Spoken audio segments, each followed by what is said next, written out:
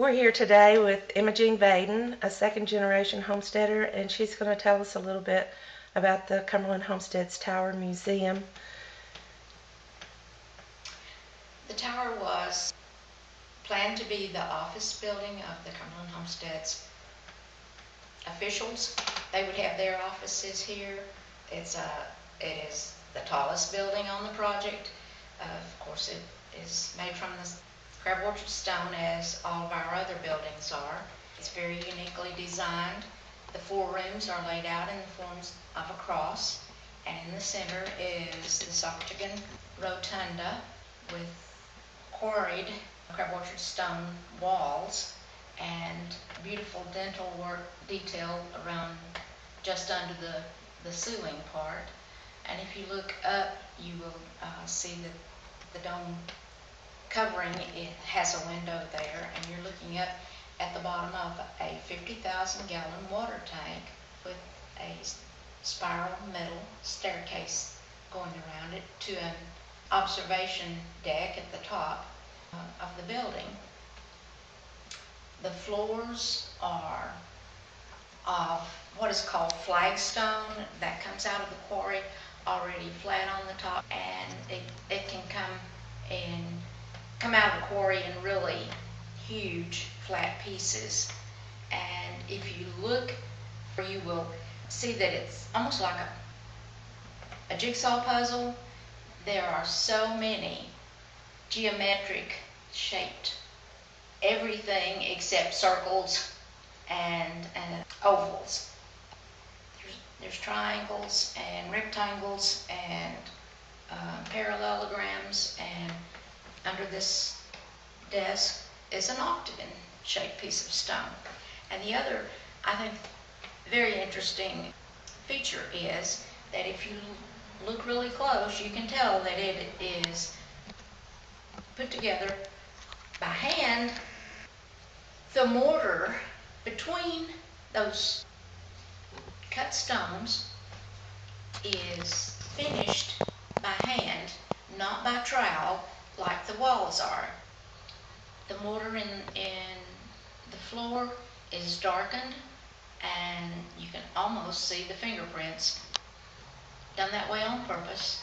And I understand from some former homestead men who were masons here that they all received a personal commendation letter from President Franklin Roosevelt, thanking them for their really good job on this building. On the outside of the building, I think it's also interesting that below the windows on this level is all fieldstone picked up off the land.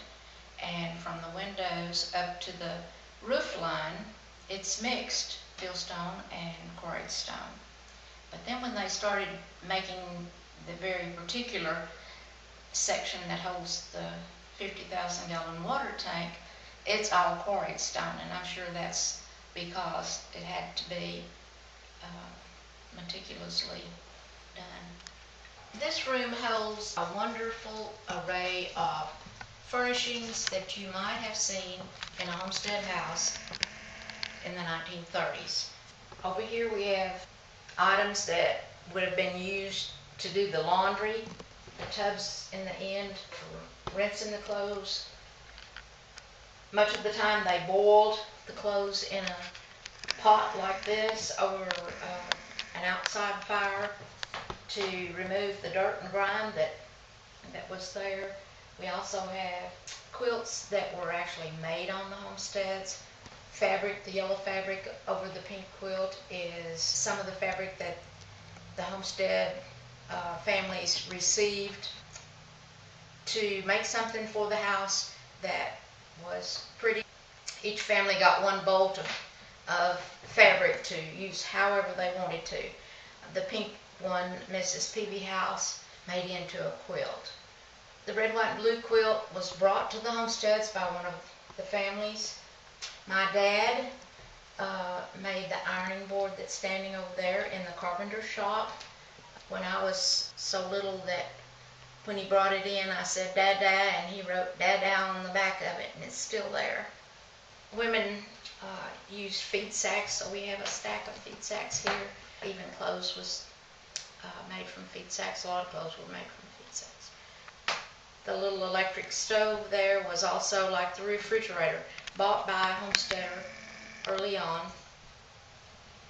and was of a style that was popular long before most of the homestead women received an electric stove. The cute little stick table has an interesting story behind it. One of the homestead ladies had a traveling salesman come by with that, and she just loved it, and she didn't have any money, so she traded him that table for a hen, and he was happy and she was tickled to death. The little accoutrements on the top are things that were in the household. You see some hats and things up in the back. The baby clothes, in those days, baby clothes were handed down one generation after another, and they usually exhibited lovely handwork, and those do.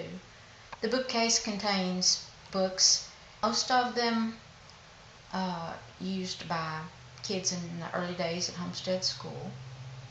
The half-size bed was used on the homesteads, and it has a homestead mattress on it, one of the mattresses that was made here on the homesteads by the homesteaders. The white bedspread was made by one of the homestead ladies, Mrs. Lack, and you see examples of embroidery.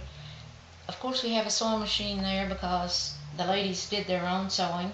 They made their clothes and made many of the clothes for their whole family, with the exception of overalls and coats for the men. Of course, Franklin Roosevelt was a popular item that you would have seen a picture of hanging on the walls. Now, the couch and the chair are both samples of furniture that the homesteaders were allowed to purchase through the cooperative and pay for on time. Checkers was a popular game in those days, and so that would be appropriate. Interesting enough, the checker pieces are part of a broomstick, and if whatever came with the checkerboard got lost, a broomstick was a handy way to get the game going again. Now, the center table was made on the homesteads in the little furniture shop that they set up first, and the chairs, I don't know who made the table. I know that the chairs were made by Mr. Blaylock, James Blaylock, who lived over on Pigeon Ridge Road. He was known for being a chair maker before he came, and he made several chairs for homesteaders here on the homesteads. Mrs. Edna Gossage Blue had had the table for many years. And the dishes on top of the table are Depression-era dishes, and the plate is a Blue Ridge plate, which was made by Blue Ridge Pottery Company over in Erwin, Tennessee. The little tricycle is an oldie. Kids love that kind of thing.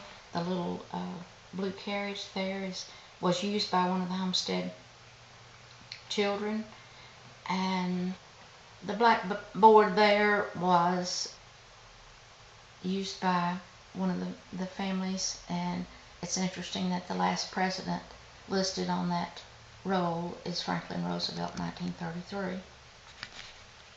The little high chair is a high chair made here in Cumberland County by Mr. Tabor, who was also a well-known chair maker. Well, the refrigerator is a style that was available to be purchased both from TVA and through the Cumberland Homesteads Cooperative. Through the cooperative, the people could buy items for their house, such as the furniture I just talked about, and make payments on it as they worked and enjoyed them. TVA did not have their trunk lines to supply the power for the homesteads until 1938, so they would not have had a refrigerator before that time, I think. The sink is what we call a homestead sink. Each house had a sink like this. Wonderful for both washing clothes as well as dishes. The buckets and the dippers were common used items in those days. The wash pan. Churns were an important part of the home food chain, and the butter molds up on top were of course important also. And that's a really early electric toaster. So each homestead house also had a pump.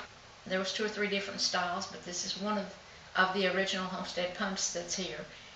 And there would have been one in each kitchen, because the first thing they did on a site as they laid out a house was to figure out where the kitchen was, and drilled a well underneath the kitchen floor. And those are examples of feed sack towels up there. The kitchen cabinet was similar to what homes would have had. They did not build cabinets into the homestead houses. I know that some men have built some cabinets out of some of the scrap lumber, but that was not a part of the original plan. The cabinet exhibits a lot of the things that you would have seen in a kitchen cabinet, and how they would have made do. We also show you that they spent a lot of time canning food. On the slanted boards here, we've taken photos and copies of catalogs, magazines, and whatever, to give you an idea of what really was available to the homesteaders in those early days. And you can see the styles of things that would have been used. On this side, the first thing you see is a 1937 list of the homesteaders and the house where they were living at that particular time.